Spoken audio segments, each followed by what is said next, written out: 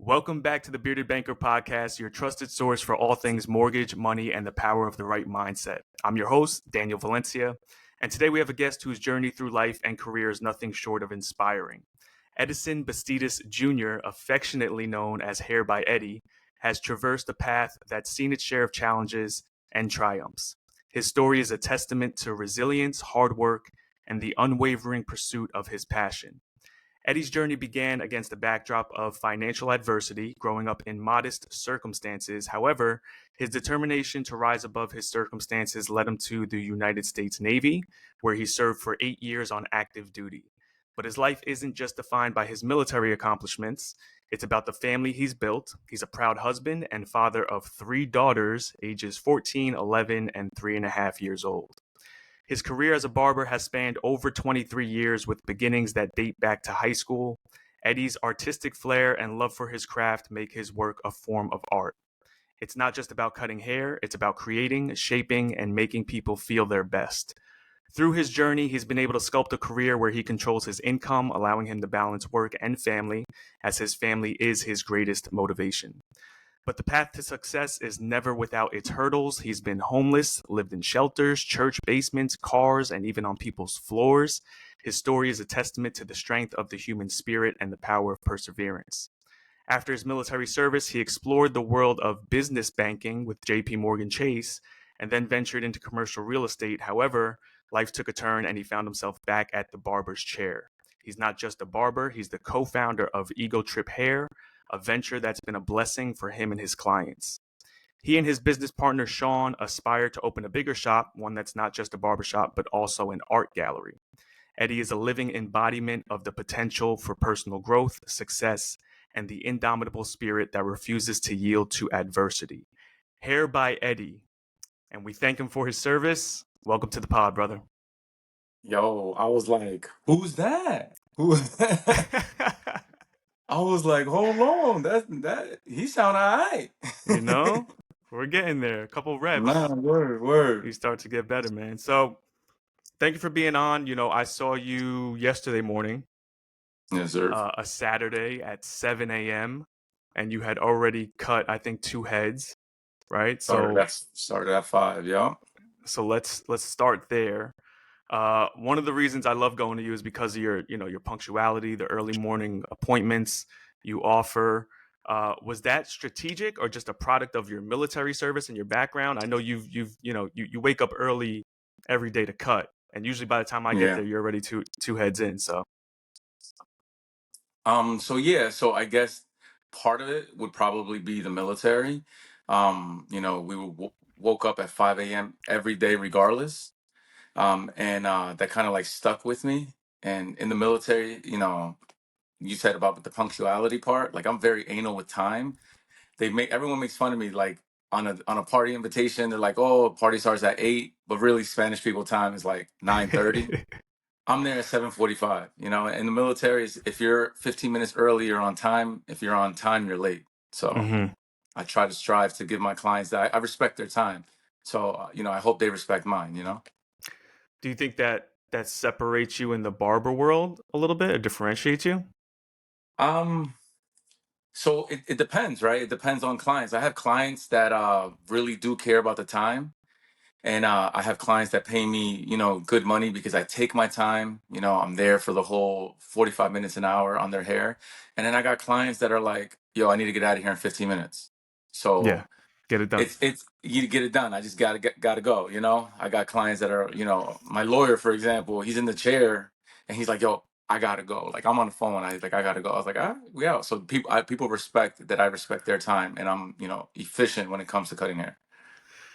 Yeah, efficiency is a big thing. We were actually talking about that yesterday a little bit while I was in the chair. Um, Talking about that, and I guess just barbering in general, especially like these IG barbers, right? The Instagram barbers and prices and efficiency.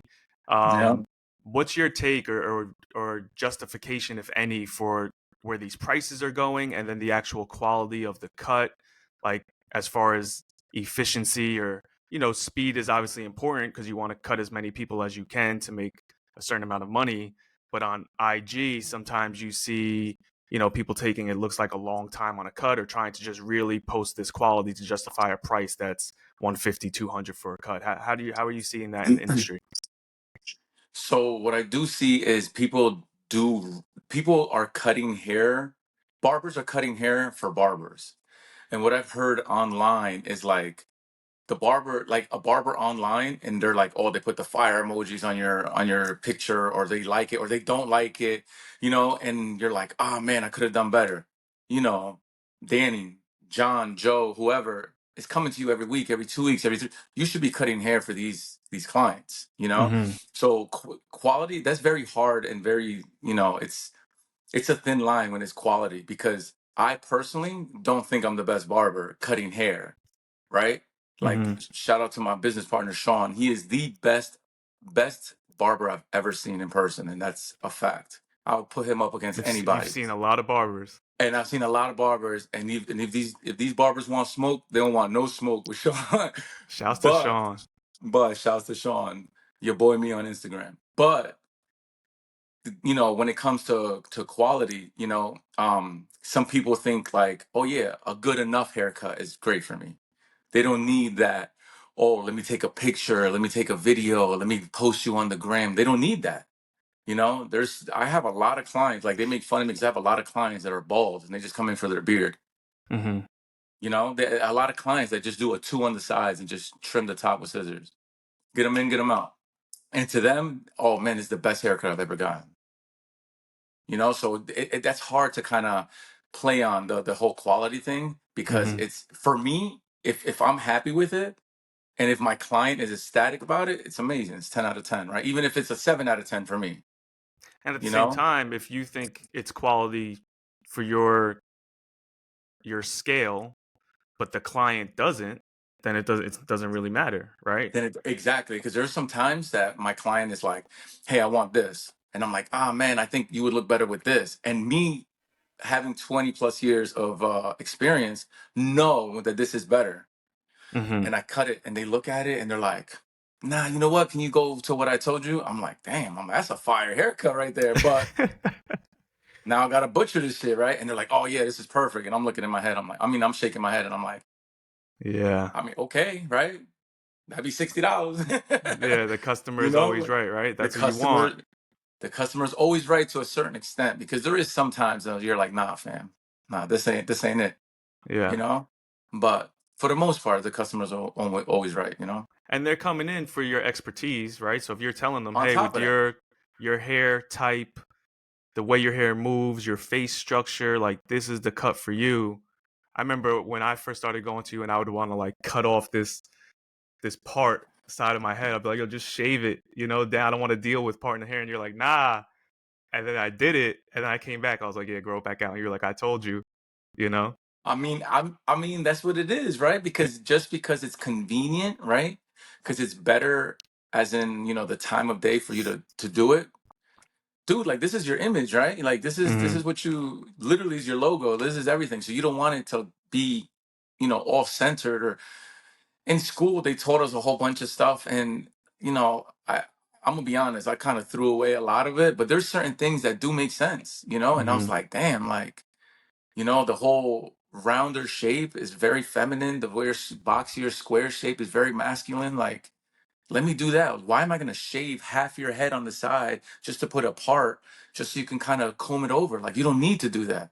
Mm-hmm. But most people are like, no, I don't have time. I'm like, all right, well, yeah, and like you said in the beginning, when I first cut your hair, I was like, hey, like, how much time do you take to do your hair in the morning? Mm-hmm. What do you do for a living? How often do you get a haircut? These are questions that we need to ask our clients, because that kind of portrays like, oh, they actually care. And let's give them what we think it's a good haircut? Right, and also to plan the cut for the next time you're going to see them. Almost like if I'm going to see you in a I week, or say, I'm going to see you in a month. you know, I say that all the time. Cutting hair is like playing pool, right? I'm setting up for the next haircut. Like, Mm-hmm. I have lately, I've been getting a lot of new clients, right? I'm blessed. I'm booked, right? Mm-hmm. So these guys, I'm telling them, I'm like, you know, give me 2 haircuts, and then I'll get you where you need to be, because I don't know what your last barber did. And I'm not saying they messed you up, because I never say that, because they just have different style than I do. you know, different style, the different techniques than I do. Because if everyone cut the same, then, you know, what's the point? What's the point of EgoTrip of Hair by Eddie, you know? Yeah. But it's like that. I was like, yo, give me 2 haircuts and then I'll get it to where it needs to be for what I think, you know? Hmm. Again, you know, your hair, when you started coming to me, nothing was wrong with your haircut. Hmm. Nothing. It was just different than what I would do, than I do. Just a different style of cutting. That's it, you know? Yeah. You mentioned Ego Trip and everyone having a different style. Um, let's just shout out the guys real quick. You know, Sean, Siraj, Juan. If someone's coming to Hair by Eddie or just walking into Ego Trip, how would you differentiate everyone's kind of style, or who would be a good fit for the different barbers in the shop? Is there a way you guys handle it, or is it just like, hey, if you come to me, I'm the best barber for you because you came through my, channels, or is it like, Siraj or Juan or Sean would probably be better for you? So, well, so you're right. First of all, let's shout out the guys like Sean again, the your boy me on Instagram, greatest barber, hands down. Juan We can get Sean G, on the pod. Let's get Sean on the pod yeah, too. We could do we gotta get Sean. Nah, you ready for that? that. Nah, Sean's my brother, yo. Sean's my brother. He's definitely. I love how free and very blunt he is. I thought I was blunt until I met Sean. So, Yeah. Juan G's like a little like Sean kind of mentored him, right? Kind of like polished him out because Juan's a beast too, and he has Hmm. that Sean-esque touch. Um, Siraj, we got Siraj from. We found him. Actually, we bumped into him. Let me rewind. We kind of cool. We kind of knew each other through Instagram. You know, just in the industry. Um, Followed each other. You know, liked each other's stuff. Whatever, whatever. Then we met. Actually, physically met face to face at a hair show. Okay. It was. I think it was IBS International Beauty show in New York. And he was like, "Hair by Eddie," and I was like, "Siraj Hair," and that's it. It was a wrap. It Then was love at first he sight. came over. Love at first sight. That's my favorite Indian, bro. Like Siraj Hair is a character. You should. I mean, we should do an ego trip podcast, all of us. But I don't know. Absolutely, because it's jokes in there, man. Yo, I don't know, bro, because these guys. But again, these guys are all amazing at what they do, and they're all different. So, like you Right. said, if somebody walks into Ego Trip and says, "Oh, who's the best?" I always say, "Hey, scan the QR code, see all of our links, go to our Instagrams, see all of our pictures," because I never ever say, "Oh, nah, it's me always. It's me always. It's me always." I cut somebody just recently and I said, "Hey, listen, you know, hopefully you like the hair first time, right? Hopefully you like the haircut, but I think Siraj would definitely do better with your type of hair." Um, he just has a certain way with a certain style. Remember, again, different style, right? So he just has certain ways, a different style with the blow drying and the hair and the scissors. Came from a salon in Ridgewood. Amazing at what he does. Uh, Younger clients, I'm not. I have clients that are, you know, obviously from 3 and up, 2 and up. But younger clients like the 17 to 25, like that's Juan all day. Like he has a bunch of young clients because everyone wants to be like him. Everyone wants to get cut by the cool barber, right? And then Hmm. in that frame, like Juan is cool, you know. And he's very good at what he does. He's learned a lot from Sean. Hmm. So I just say, first of all, we're all blessed that we have our clientele, right? Hmm. So if somebody walks in, fortunately for us, unfortunately for them, probably can't cut them. Hmm. So I go down the line. I'm like, listen, I don't have anything available today. Let me ask Siraj. Siraj, do you have anything available today? No. Juan, do you have anything available today? No. Sean, do you have anything available today? No. Unfortunately, we don't have anything available today. And we're not that type of barbershop. It's like, oh, just wait, we'll squeeze you in somewhere. Because that Hmm. affects our quality, right? Because Hmm. we already booked out throughout the day.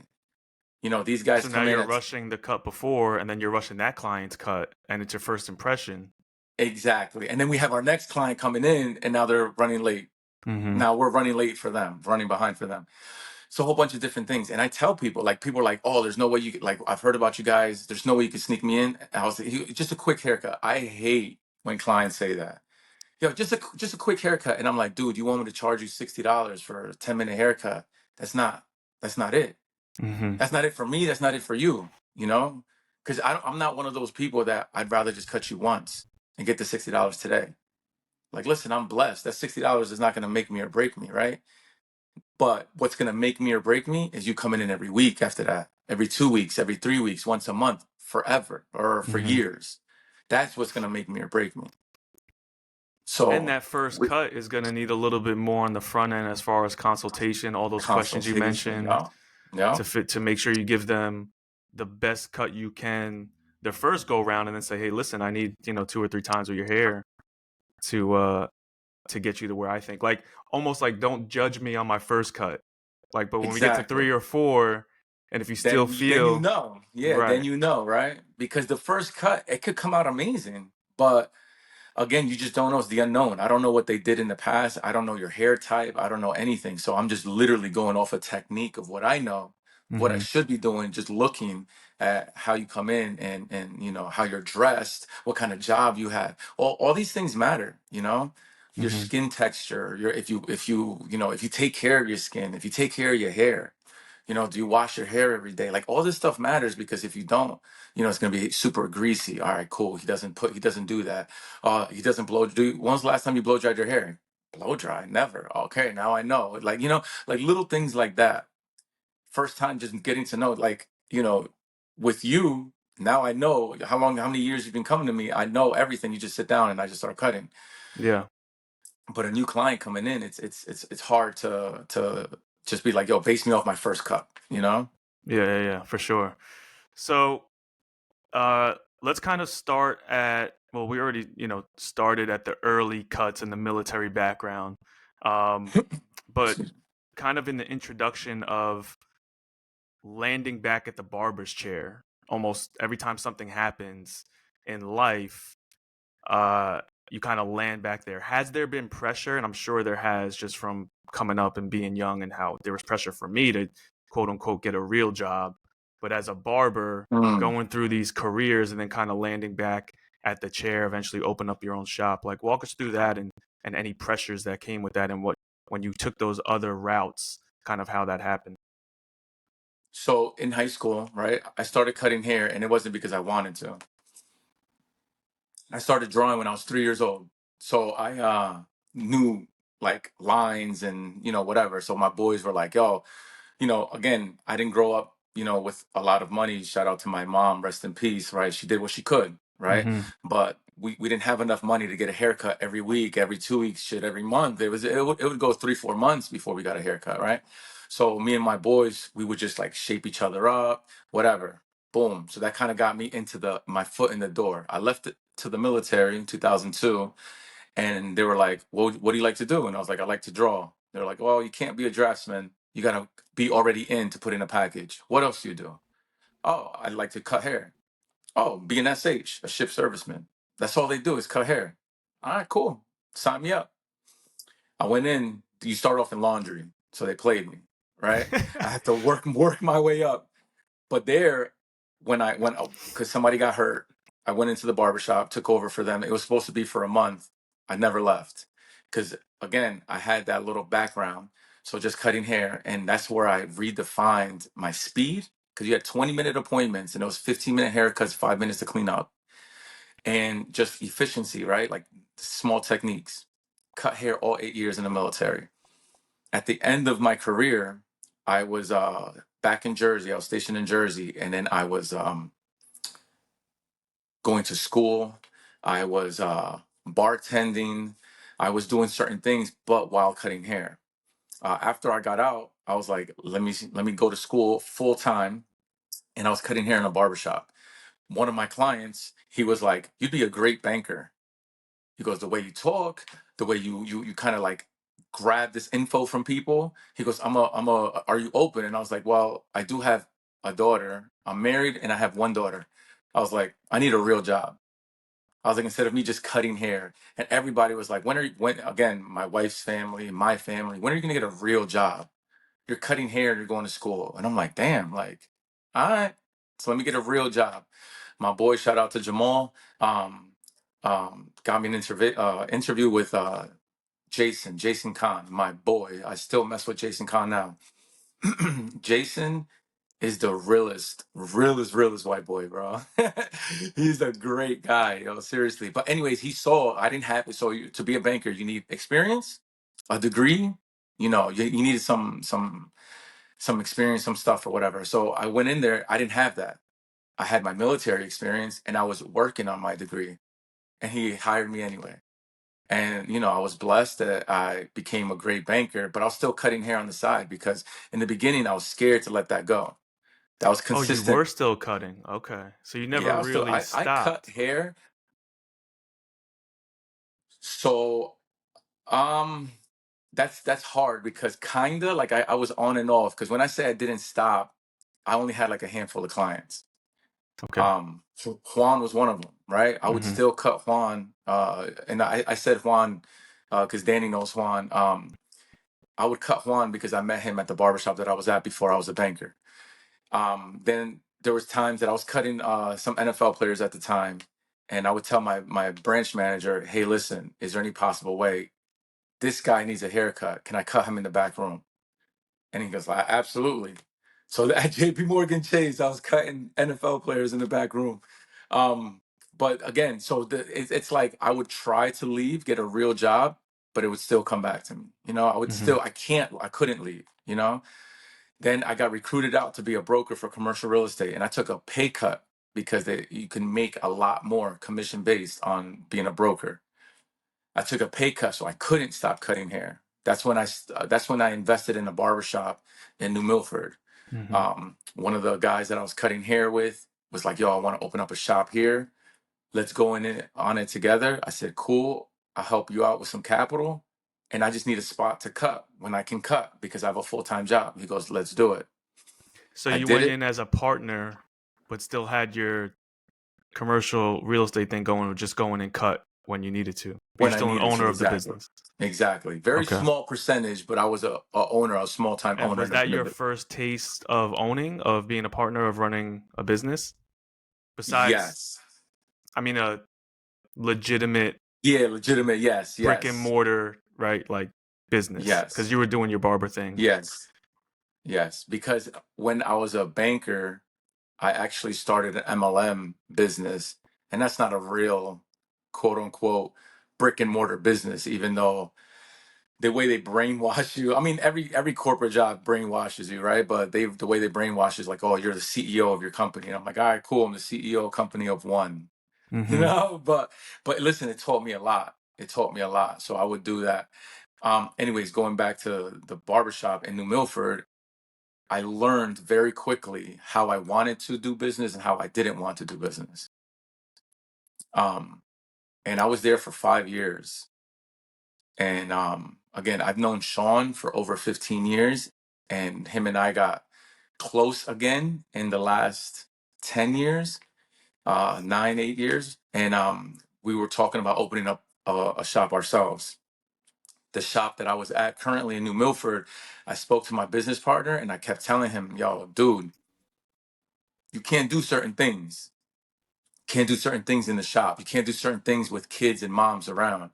You can't do certain things, forget kids and moms. You can't do certain things with just certain people around." And he didn't care, and he wanted to do what he wanted to do. And he would tell the other barbers, "Hey, everybody listen to Eddie, but I'm gonna do what I want to do." So if the big owner does what he wants, all the other employees are gonna be like, "Well, shit, if he does it, it can't be that bad." Or I don't care. I'm gonna do what he does, or I'm gonna do it with him so Eddie can't say nothing to me. Yeah, and the So we culture of the bumped head. shop kind of comes from the top down. So if the guy, your Exactly. partner, yeah, I get you. It's tough. So and the culture of the shop is drinking and partying and chilling and doing all this stuff. But I didn't want that. I mean, and let's be So I clear. told Back him in the day, that was a shop. that's what it Like that's was. what we That's what did. it We went was. to, and this is to come to kind of how I came to you. Those were the shops I grew up in. You get in the chair when you get in the chair. But as I got older, I needed to be more punctual because I had other responsibilities, other things, other priorities. And I was like, yo, I can't just be here Friday night, couple hours, Saturday morning, couple hours. waiting for this Couple fire cut. I'm hours. gonna get a Yeah. fire, a great line, but I can't do that, and I needed to find something different. And I feel like when I found you, I was like, perfect, like punctual, on time.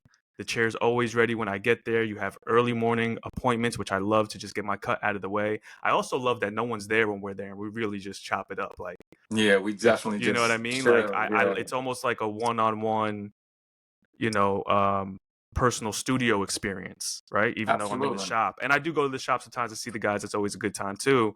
But just the way I guess life for different people is set up, like you offer something that I think a lot of barbers don't, with the timing, the punctuality, respecting, just I feel like in the barbering world, from coming up in the barbershops we come up in, I can't talk about salons and maybe other types of barbers, but what we know, that's what the shop is. You're Exactly. snapping jokes, there's drinks in the back, a girl walks in, it's like, what are you doing here, right? Like, just, it's a Yeah, guy's, hangout. So um yeah, it's definitely, you put a different, I guess you had that in mind from the previous shop of what you wanted your shop to be. yeah. And again, like that was the first barbershop that I owned, or was part owner to. But I didn't study how other people ran shops.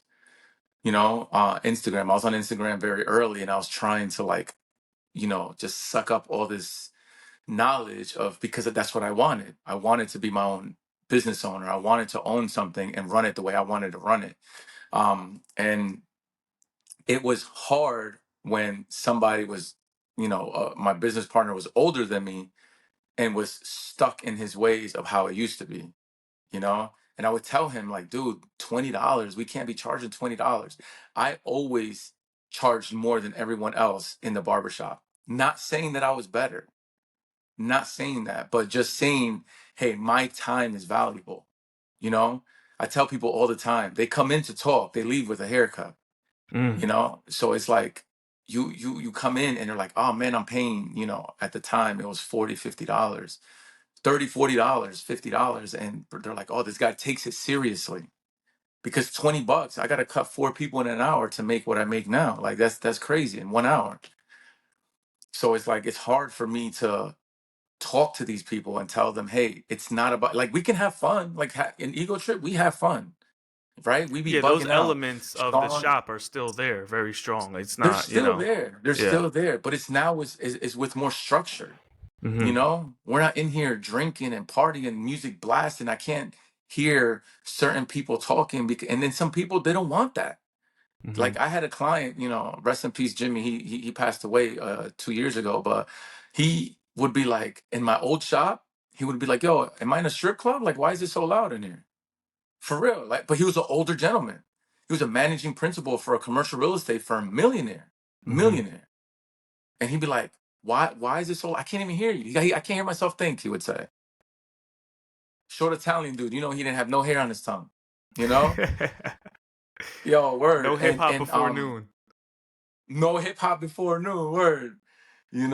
But that's what it is, right? So unfortunately, but fortunately, right? That's what I'm trying to attract. I'm trying to attract the people that take their hair seriously, that are financially stable to afford, $100 haircuts, Hmm. because that's where it's at. I have another friend, client, Smitty, that he always says, he's like, yo, you gonna go to $100. He's like, yo, you gonna lose me. And every single time I raise my prices, he says I'm gonna lose them. But he's here, shout out to Smitty, he's Shout still out to here, right? Smitty. I see him too when I go Yeah, in there. We fight Smitty, over some right? appointments. There's a couple of us that fight over some of those Friday, Saturday morning appointments. Word. It's love, but It's it's love, war too. definitely love.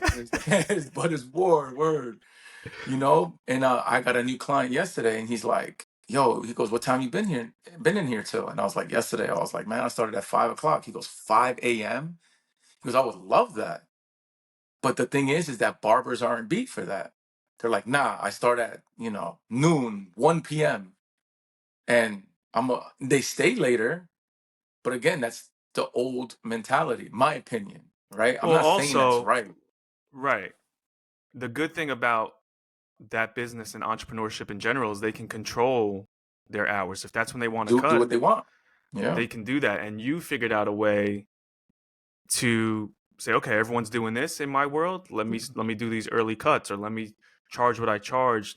Like you said, you leave with a haircut. That's just like a byproduct of the service, and Yeah. you're adding more value than just the cut with your conversation, with your punctuality, washing the hair, hot towel, like just everything all Whatever. together Yeah. justifies the price. And you found a different niche, and I think that's why your clientele is different as well, because someone's like, damn, 5 o'clock, that's an option. Like, I'm all in, and I know I'm Juan. all Shout in. out to Yeah. Juan, Saldivar for putting me on with you, and I know he goes early. And again, there's a few of us that like those early spots, and I feel like you've taken advantage to service that community, which separates you a little bit from maybe just the other barbers. And that's how you can carve your way in that world. And then piggybacking off of that, you have a family that you support, a I wife, was three just gonna say daughters. Like, that. let's talk Yeah. about that, because that really directs why Sean can run his business the way he does, and why you run your business the way you do, even though you guys are running a business together. Exactly. So yeah, like, when I leave at 7, 8, 9 o'clock, that's early-ish, right? Compared to other guys that stay here till 9, 10, 11 o'clock. So I want to spend time with my family. I want to try to catch them before they go to sleep. I want, there's days, because my youngest, she's turning 4 in January. There's days, 2, 3 days that I don't see her because I leave in the morning and I come back late at night. And then I see her and she goes, Daddy, you here? Like, and I love that. And then I hear these stories that these guys are doing whatever they can to stay out as late as possible because they don't want to deal with that. That's crazy to me. I am blessed. I love my daughters to death. Like last night, I worked from 5 to 5, and then I come home and they're like, "Oh, let's watch a movie or a show or whatever." All right, cool, let's watch it. I sat on the couch, passed out, but I was with them, You like were there, yeah. I was there. I would wake up and I'm like, "Oh, I'm sorry, baby girl." They're like, "Nah, you're good," Yeah. but I'm still trying to spend time with them. And of course, that's so important in your schedule and your structure and your days Yeah. off. I know we joke about it sometimes when I come in, but your days off, you don't really get to be off, because I'm then you never put off. you put yeah you put the daddy hat on, and what are we Yeah. doing? And you know, Yeah, the daddy husband hat is real because my people are like, "Oh, what are you doing?" Like, again, Sean invites me to places all the time. And I was like, I don't know what I got to do. I was like, I got to check my calendar. And then I check my calendar and it's like, oh, we got this at this time, this at this time, and this time. And I kind of need that though, right? Because hmm again, I'm more structured and disciplined because of the military. But I like to know what I have to do for the day. I hate when somebody's like, oh, we got to do this in 30 minutes. We got to do this in an hour. My anxiety goes on 1,000. So it's like, wait, what? Nah, we can't do that. So even on my days off, Sunday, Monday, I'm up at 5 a.m. And that's just to get ready to mentally prepare for the day, you hmm know? I think we're a lot alike in those ways. Yeah, I think so, right? We've talked about this. Like Yeah, we're super anal with certain things, which can be good and bad, right? Depending on who you talk to, yeah, but yeah, definitely. yeah. It's just planning and structure and preparation for Preparation, yeah. whatever's about to come, and we just don't like being things being sprung on us, I guess we'll say. Ambushed. Yeah, yeah, Ambush is yeah. a great word. Not word because that gets me. And then like people, again, client and listen, I don't want to sound like I'm complaining about clients, right? Because the best part of my business, it's a people business. But the worst part of my business, it's a people business. Mm. So there's certain people that like again only care about their schedule. Like the top 3 people that used to pay me the most, I don't cut them anymore. Because they paid me so much, they'd be like, "Oh, I need a haircut in an hour." I'm like, "You're bugging. You're bugging." Like, again, I'm blessed that I'm busy. So imagine me telling Danny that booked 2 weeks in advance, "Hey, Danny, you can't get your haircut because this guy pays me $200, $150, and he wants a haircut right now." So I mean, let's keep it all the way G, right? Like I've done that once or twice because the money is good. But when it comes to being a cycle, like a habit, of them knowing like, oh yeah, I pay what I pay, so he's gonna cut me regardless. I gotta cut that off Yeah. because I'm not cutting somebody for $200 one time, and then whenever they feel like dropping the bomb on me again, and then I have all these people already in line, it's not cool, you know. So these people don't only care about their schedule. And listen, cool, do that, but you're not gonna do that with me, you know. Hmm. Which, from a business perspective, that one person comes every now and then and wants to bully their way through with money, and you lose a repeat client every 2 weeks for a little less money, but every 2 weeks fighting over your schedule. Yeah, Financially, you could lose more money, just numbers, what math wise, right? absolutely, With that, absolutely, absolutely. with that one client. So, you talked about being a father, becoming a father young, and being an entrepreneur, and we just spoke about the scheduling. Um, the husband hat, the dad hat. Being in a partnership is also another hat. Like, you and Sean are basically married, and I know that from my I tell them all partnerships. the time. I tell them Yeah. all the time. I was like, we married. So We how do stuck, you man. how do you balance? And I guess the schedule has a lot to do with it, but over the years of you know, being an entrepreneur, and we spoke about this often, but definitely yesterday, about there's always something to do when you're an entrepreneur in the business. There's always something to analyze. There's always a process to look at. There's always marketing to do, which we talk about, right? There's social media, and even having a brick and mortar location. There's a window that needs to be fixed. The ace, like there's something that always needs to be done. How difficult is that? Husband, father of three, breadwinner too. Like, not, like, you've been, again, blessed that you can take care of your family yourself. Um, and Alexa takes care of the girls. Yeah. How do you push through for all these years of doing that? Um, so it's tough, right? Like, for example, and I, I'm only bringing it up because it's gonna be Thanksgiving, right? In a couple weeks. Last year Thanksgiving, I come in to cut somebody, and the floor is flooded. The boiler in the back Oh, I burst. remember. Yeah. So it's like, oh man, we need to get this taken care of right now on Thanksgiving morning. So again, everyone sees all these barbers, making all this money, all these barbers driving nice cars, all these barbers wearing all these sneakers and buying all these clothes, and 'cause everyone sees the good about it. But being an entrepreneur, because I always tell these guys, Siraj, Juan, you guys own your own business under our business, right?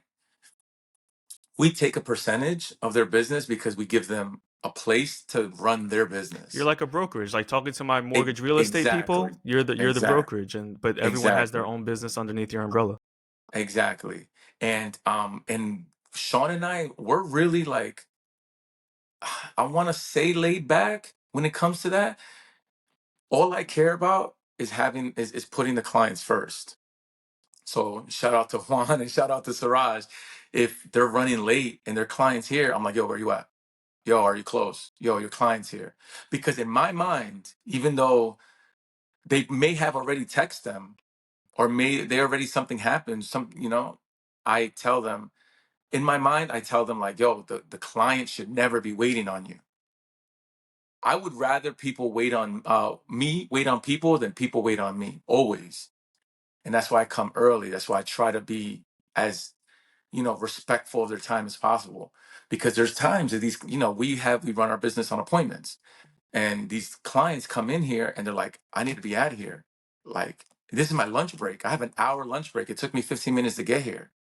So it's like, you know, unfortunately, it doesn't always work out that way because we do take our time. We do, make sure that the client is happy with the haircut, and we are about the art aspect of the haircut. Um, but sorry, I went off on a little tangent about that. But the thing is that I said that because Sean and I are wearing these hats as a business owner and trying to have four different personalities. Like Sean and I have gotten into it. We're two guys that have been in the game for a long time. We're both alpha in our own way, and we bump heads.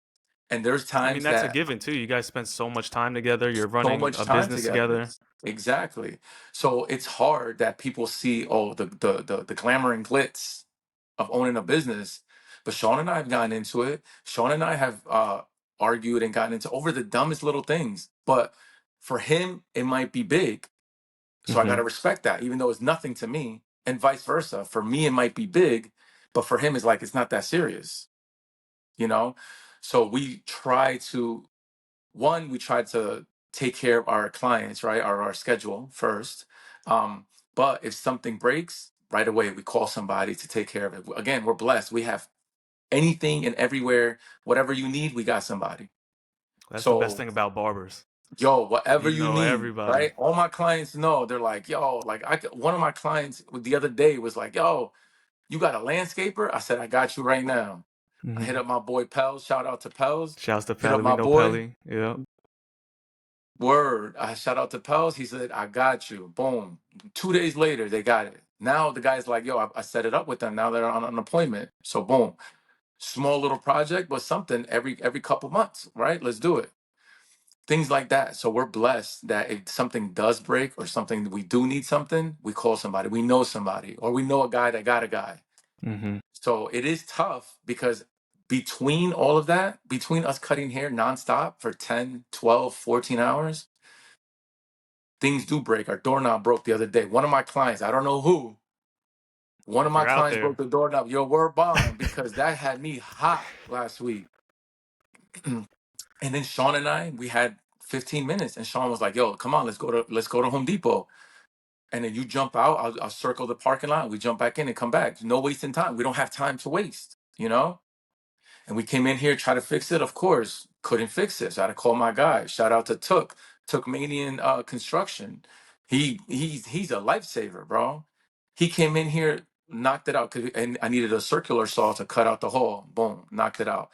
He's the guy that we call for HVAC stuff. Yo, he takes care of us crazy. So shout out to him, Tookmanian Construction, I think is his Instagram. But he's a beast, bro. He's a great guy. You know, electricity, all this stuff happens on a daily. So imagine all this stuff breaking down, and you're in the middle of cutting hair all day long. yeah, I You know, think so it's that's nuts. something that people don't consider. People ask me all the time, like, would you ever open your own mortgage company or be your own brokerage? And it's like, honestly, I don't like to say never, but I don't think so because I like to focus on what I do. I don't want to deal with the broken doorknob. You get me? There's a lot of red No, tape in word, banking and word, lending and mortgage, and like leave word. that to those guys that, that started the company for me to work under, right? But I just want to do my thing underneath this umbrella. And going back to your point about the client and, if someone's waiting on a barber of yours, everyone has their own business, but that's still an ego trip client. It's still an ego trip experience, right? So for again, I like to kind of direct these interviews towards the people in my audience, which are sales and mortgage and real estate and entrepreneurs. If you have your own business or you work for a business, it's still a client of that business, not just your individual sole proprietorship little Exactly. brand, right? It's the bigger picture. So I think that's a great point.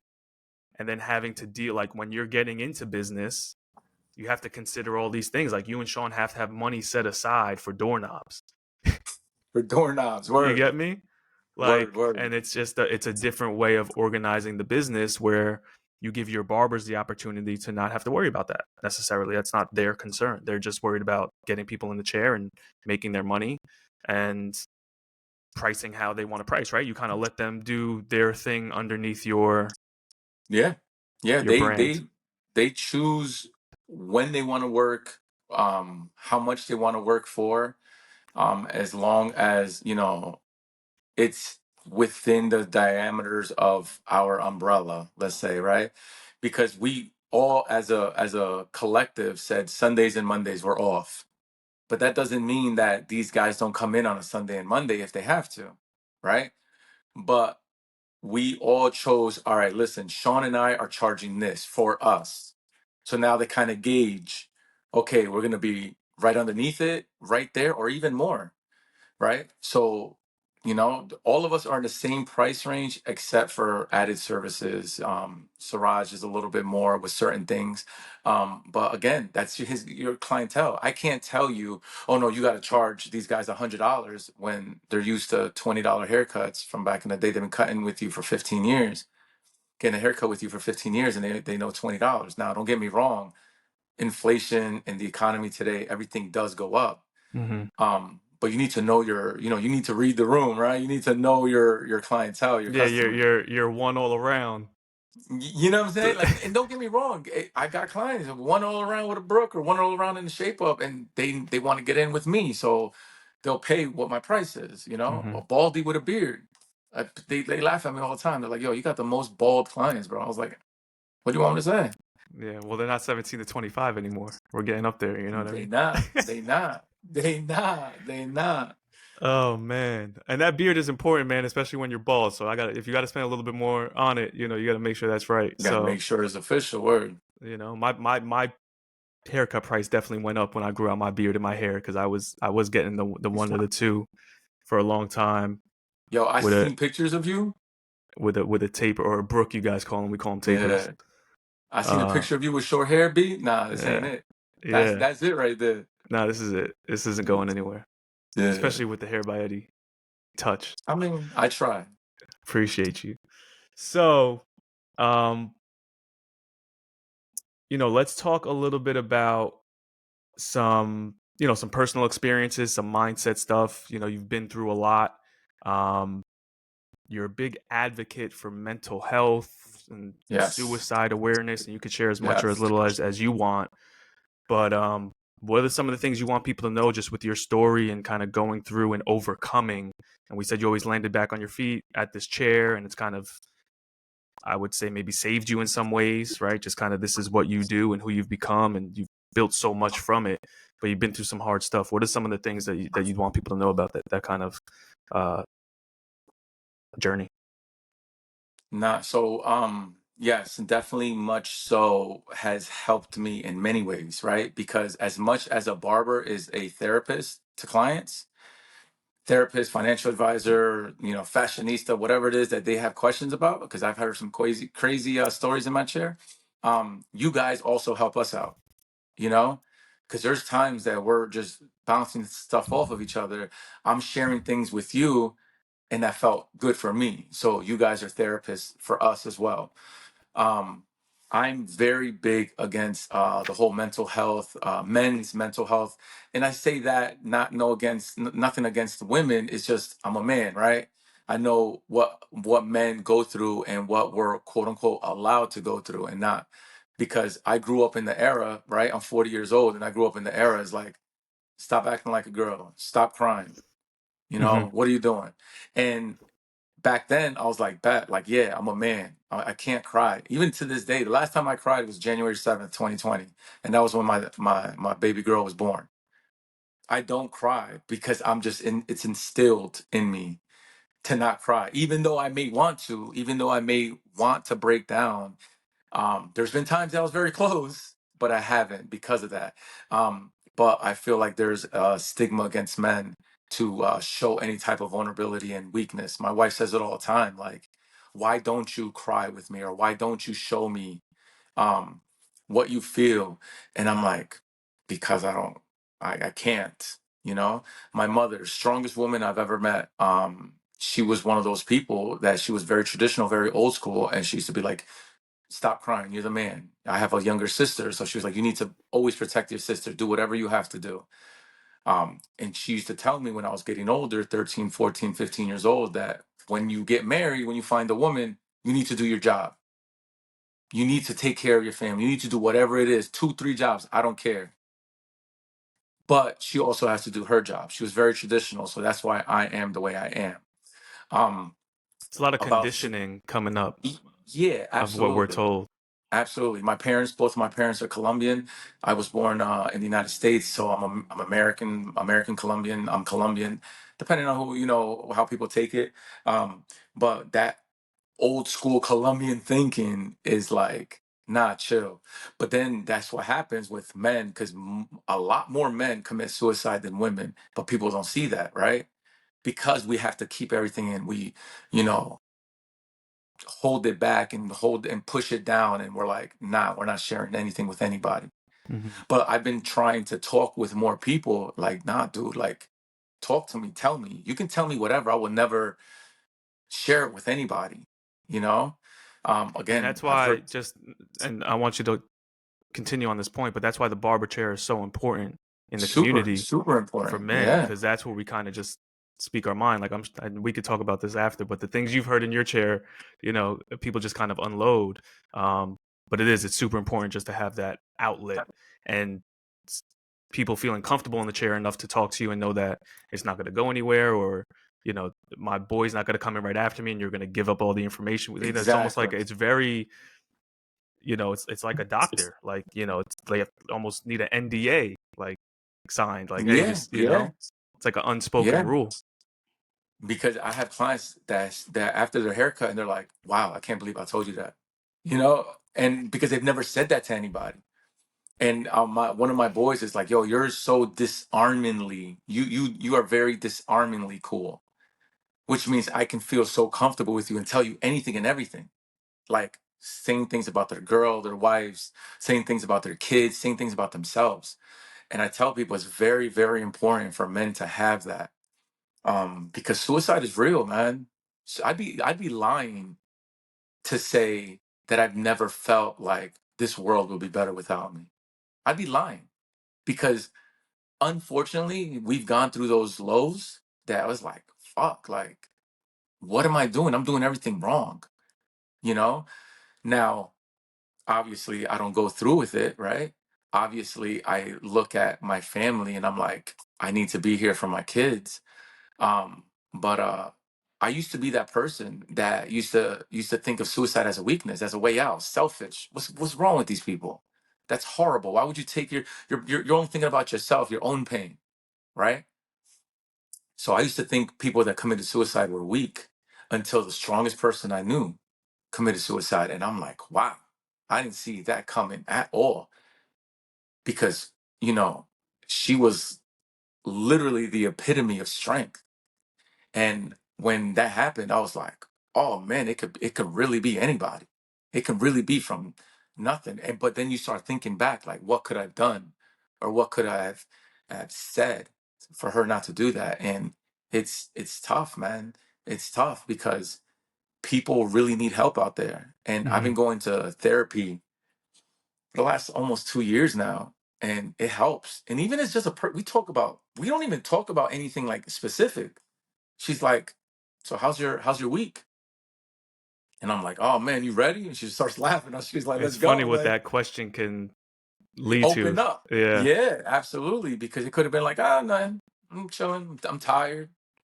Or it can be like, oh man, I got into it with Sean and I hate it because, I love him like a brother, but I didn't want to back down. But And I that's love him my like a ego, brother, but I and love I him want to like a rip his head brother. off. Yeah.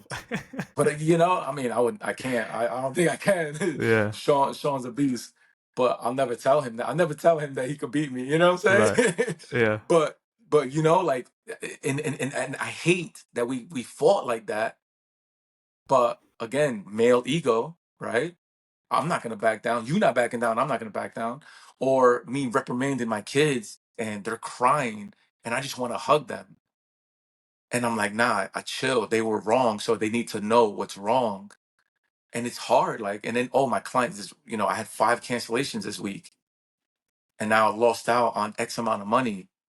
And this is the week that I really needed it because I had, either books or a field trip. All my kids are homeschooled for the last 8 years, so everything's on us, right?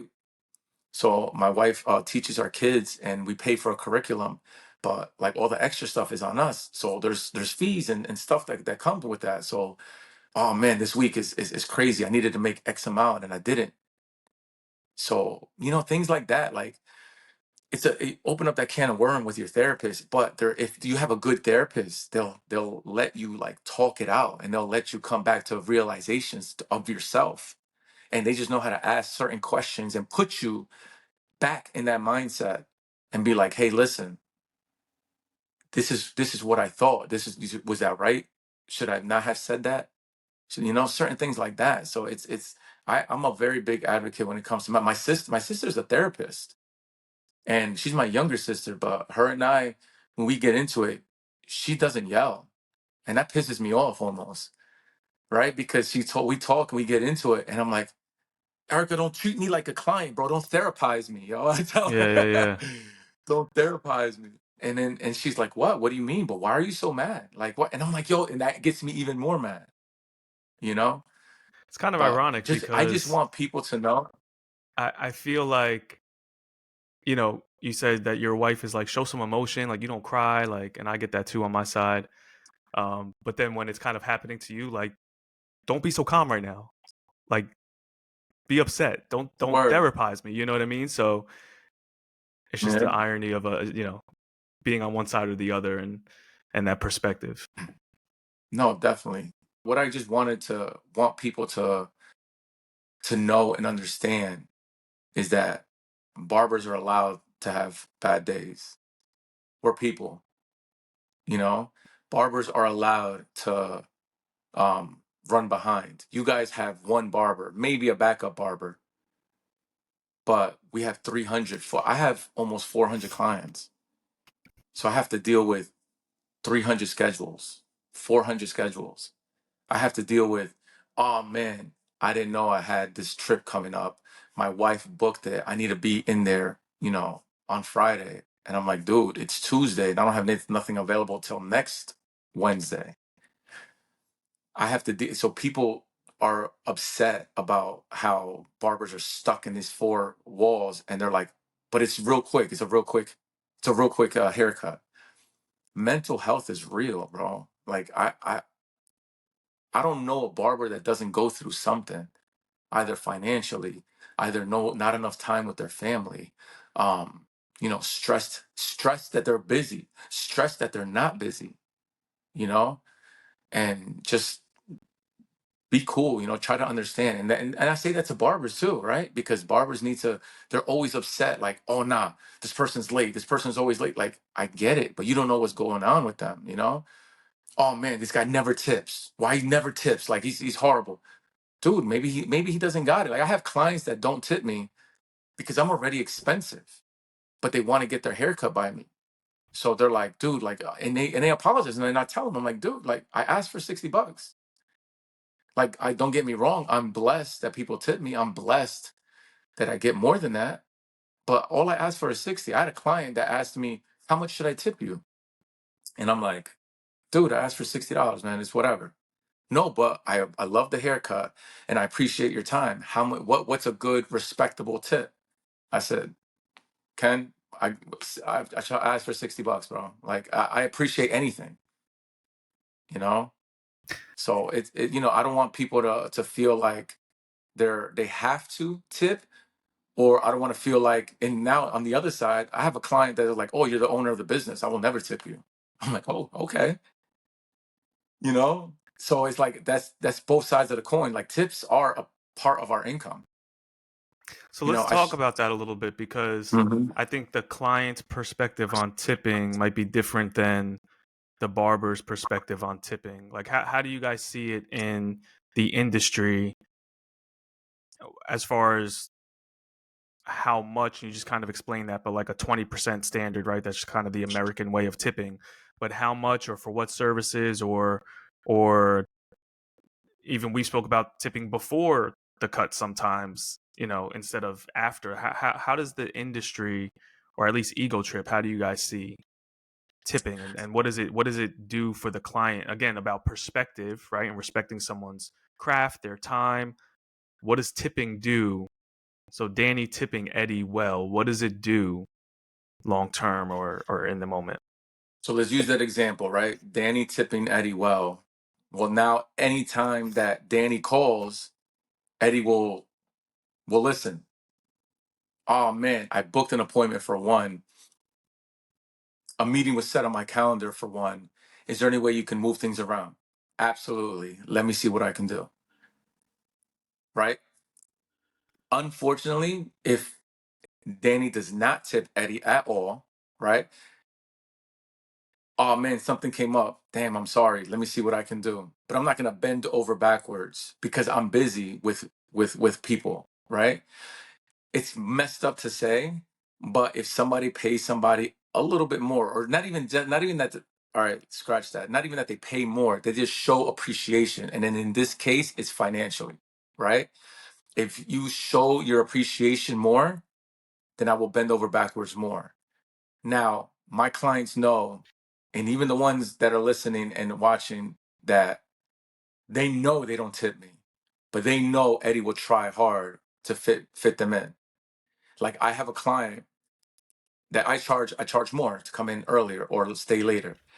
But certain Fridays, right? Once every 3 weeks, I cut this dude on Friday, 6 a.m. He doesn't tip. He pays me the regular amount. I don't charge him double like I do everybody else, because one, he works from 7 to 8, 9 far. And I know what type of job he does. And I know that he doesn't make as much as he wants to make. So, but he wants to get a haircut by me. So I get that, you know? Now there's certain people I tell them, hey, listen, for me to come in earlier, it's double the rate. And they're like, all right, fine. Like yesterday, 5 and 6 a.m. And they're like, all right, cool. One was a barber. I cut a barber at 6 a.m. and this is literally the only time he can come in. But he appreciates that I'm coming in early for him. Mm-hmm. So he told me, every 3 weeks he comes in at 6 a.m. on Saturday. And he's like, yo, you sure only double is enough? Because like, I appreciate you coming in. And he's a barber, so he gets it. So he gets it, yeah. He gets it. And I'm like, dude, don't worry about it. This is it. Like, I'm good. So we spoke earlier about, obviously someone just paying more is not going to bully their way onto the schedule, but someone who's consistent and shows that appreciation. And unfortunately, we're in business and money talks, and Yeah. money is incentive. A good tip every time when you do need something, and I know this personally because when I've ever needed anything from you last minute, or a flight changes or whatever it is, and I need to move it up a day, I know you're willing to work with me always. So just for the clients out there, and probably with any service, the tip can go a long way. Maybe not for that moment, but for when the time comes that you need. In the future, yeah. Yeah, you need you need a little love on your schedule. And another thing too is, like, again, it's all about appreciation. Like, it again, like you said, this is a business. This is all I do is cut hair. The first couple years of me being at the old barbershop that I was at when I left my job, they were like, all you do is cut hair? You don't got a real job? And I'm like, no, all I do is cut hair. And I'm thinking in my head, I'm like, you've told me how much you make. I make way more than you, or like, how are you going to tell me that is not a real job? But this is how I feed my family. So when somebody shows a little love every single time, and then they're like, oh man, I don't got time for a shape up. I mean, I don't got time for a haircut. Let me just get a shape up. Then they get the extra little, little A little cleanup on the cleanup side. too. A little Yeah. cleanup on the side, because, and then just give me the shape up price. Even though I don't do shape ups, right? But it is what it is. Or I don't do shape ups. If you guys check on my schedule, I don't do shape ups. But somebody was like, oh man, you don't do shape ups? I was like, nah, but if that's what you need, just let me know. I'll squeeze you in somewhere. Mm-hmm. Because, financially they tip well. So it's like, I got you. It's not all about money, because I have friends or other barbers that I've known that they're like, oh man, this guy doesn't tip. And I'm like, well, then raise your prices. If you really are, worried about a $5 tip, $10 tip, raise your prices. I think And that's the then other side of the coin for clients too, because a lot of clients or customers would feel like, well, I'm paying you what you charge. Like you didn't exactly. like there was no extra. Like maybe again, you wash my hair, hot towel, you go over the time and style my hair. I didn't really ask you to, but you style it. Then maybe you get a tip. But I think a lot of clients feel like I'm paying you what you're charging. Why do I need to tip you? Now a house call, something, changing your schedule, something drastic. Even with you, again, these early appointments, you'll be like, I'm stopping at Starbucks, and I'll be like, yeah, I'll take whatever, which I appreciate, thank you. But it does Of course. incentivize me to Now, like, no more okay, Starbucks though, you heard? I know, I know. You're We doing boycott you're doing Starbucks. Dunkin' now. Yeah, we're Whatever the company is that we're visiting, the establishment we're visiting early mornings yeah, to get the word. caffeine. right? Word. It goes a long way. So I think you mentioned a couple things there. Perspective is huge as far as what's thinking about what someone else might be going through. Now, if they're doing, repeating the same habits over and over and over, it's like, all right, now it's not just perspective and something might be going on. You might just be built a certain way. Yeah. That's valid. But perspective, respect for someone's time, especially someone that's giving you a service and vice versa. Um, and just that appreciation that you mentioned, like, hey, here's a little bit extra around the holidays, whatever the Yeah. case is. I know, you build a relationship, especially with your barber, right? For a man, it's your doctor, your barber, your tailor. Like those three guys, like they got to be solid in your life. And I know this is how you feed your family. And I know your wife is homeschooling the girls. Here's a little bit extra because it's the holidays. If you can do it, if you can afford it, right? Exactly. Exactly. Exactly. Because I have clients that don't tip throughout the year at all, right? During holiday time, they take care of me. And that's like all the tips included, all the tips in one, Mm-hmm. you know? And listen, again, I appreciate anything. But I shared with you the number the other day of just my tips for the year. So I use Booksy and it tracks everything, how much I make and the tips. And that's a decent number. So imagine me losing that amount just because, people don't want to tip. Yeah, it adds But up. like you said, it adds up. But like you said, on the other side of the coin, if people just paid me what I asked for, then I need to raise my prices, right? Which is coming. It has Which to. is coming. It's It growth. It's has to. evolution. It's growth. Yeah, it's coming. And the people that, and we talk about business a lot in this regard, you might lose some people, but you might gain some other ones that want to pay more for a different level of service or a different type of service or a different personalized approach, or those early mornings where they can get in and get out and then get on with their day. So um, for a book of 400 clients, man, you've done something right for sure. I mean, yeah, I'm blessed, man. I'm blessed. It's not me, I just do what I got to do. I try to do right against my client with my clients, I'm firm. I'm firm with certain things. If you miss an appointment, or if you have a no show, first question I ask, yo, are you okay? Is everything okay? Right? Did something happen? Because I'm not going to be an asshole. And if you got into a car accident and you missed your appointment, I don't care. You need to pay your appointment. Nah, we're not doing that. Something, God forbid, happens with your wife and kids. I don't. It's not that serious to me. Mm-hmm. But if you're like, oh man, I overslept. Oh, I forgot. Nah, I need that because it's business. Someone else, Danny, could have got that appointment and he's been wanting that Friday 7 a.m. Okay, Smitty. Okay, Nah, Jay Benz. Smitty, Benz, word, shout out all the 7 a.m.s, right? Frank, a whole bunch of them because and that's what it is. It's an early morning appointment. And if someone keeps continually not respecting my time, it says it on my site, on my booking app. Nah, you owe the whole amount. Yeah. People do that once or twice, never again. And sometimes you got to fire clients, And I have, again, like people I told aren't you, every different strokes for different folks. Every client's not for every provider. yeah. And just because you've been cutting them forever doesn't mean you're going to cut them forever. Mm-hmm.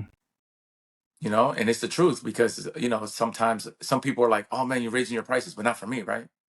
Like not for your OGs, right? And I tell them, like, listen, unfortunately, when I go to the gas station and it's $5 a gallon, I'm gonna be like, I've been getting gas for 20 years. You're not gonna raise the price on me, right? They don't It's care. not how it works. This business is business. Mm-hmm. You know, And you, as much as you support people, which I know you do support people, I know Sean gets on you a lot about supporting everybody. I But try. I at the try. same time, if you really support me and you've been with me since from the beginning, we're growing together. Like we should be growing Yeah, it together. should. And It should be. Yeah, but it shouldn't be an issue, right? right. You'd want like. I remember when I told you this, I was like, oh, one of my clients was like, man, when I raised it to $60, it's like $60. I was like, oh man, well you gonna get to $100, yo. That's crazy. That's for a haircut. That's bugging. And I told you that, and you were like, I can't wait till you get to $250. And that stuck with me because I was like, damn, you see the difference, right? Some people are like, oh man, you're bugging. You're always just thinking about yourself. And I'm like, how can I survive? One, my rent goes up in here every year. Utilities, vendors, our suppliers, everything goes up every year, and I am supposed to still Your cut at clippers, your 1998 shears, prices. everything, that stuff is My expensive. shears, yo, when I tell people like how much you think these shears are, and people are like, $40, $50, $20, $100, and I tell them like, yo, these are $1,800. They're like, what? How much? And I'm like, yo, dude, shit ain't cheap. It's not. It's not cheap. You know, if you want cheap, go to Supercuts. You know, And that's no that's offense to that's a real Supercuts. right, No offense exactly. to They're Supercuts, right? servicing a That's a certain billion. That's a $1 billion company, right? That's a billionaire company. Like they're gonna rock out regardless off those quick cheap cuts. You know. and they're servicing a certain demographic of, clients, and that's just not yours. It's a different demographic. And for me, I did say that, and I do mean that, because I want to see you grow and do better, because you're my barber, but you're my boy too. And then two, I want to be able to keep up. So I'm like, if you're doing that and I'm still getting my cuts, and I'm doing something right too, right? So it's kind of like, Right. yeah, like let's, you know, if you're doing that, you're doing something right. Either I can learn from, I can apply to my business. Um, you're just winning, and I'm happy to see you win. And I want to be able to, to be there and afford it with the tip. With it, yeah, yeah. So, again, respecting your time. I know you got things to do today, so I don't want to take too long here, but I appreciate you, giving all that information, that game, that personal experience. Is there anything we didn't mention that you want to cover? And if not, obviously we want to get you to that 250. And if that's different clients, more clients, whatever it is, how can people find you? Well, they can find me on Instagram, hairby_Eddie. My website, www.hairbyeddy.com. And listen, just give me a try. Give any of my guys tries. Sean on Instagram, your boy me, YAB. Wait, hold on, because I'm gonna fuck it up. Because it's what is it? It's French. He says it's YABOIME. No, Yeah, yeah, yeah. yeah. It's That's what French, it he is. says. It's French. He says. So shout him out. Definitely give him a try. Juan G the Barber on Instagram. Siraj Hair on Instagram, and EgoTrip_hair. Give us a try. We definitely have a style in here that you'll love, but book in advance, because we're busy and booked. So we're blessed.